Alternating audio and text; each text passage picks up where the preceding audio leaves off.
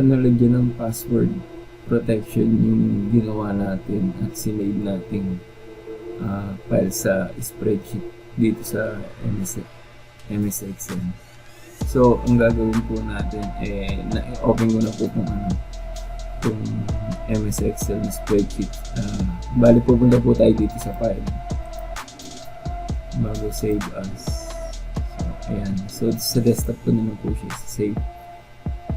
Save as type, okay na po siya. Dito po sa may save, wag po muna natin i-click to.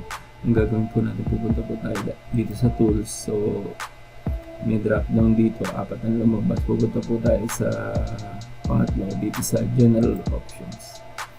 Tapos, ito-type lang po natin yung password natin. Ang napili ko po kasi dito ay 1, 2, 3, 4. So, para madaling tandaan. So, in-okay ko na siya. Tapos, re-enter ko ulit dito. Okay. Tapos, save. Ayan. Tapos, itong spreadsheet ng MS Excel, ito close ko na po. Ayan. Tapos, double click po ito na save dito sa desktop screen. So, ayan. Apply na po natin yung password. So, try ko na yung 1, 2, 3, 4. Dali kasi yung tandaan. Ayan. Close. Tapos, maximize ko itong MS Excel. Yan, ganoon lang po pag kung paano i-apply yung password protection para maganda na nito para sa yung isang file mo kung ano pagalaw sa iba. So, lagyan mo na po ng password protection.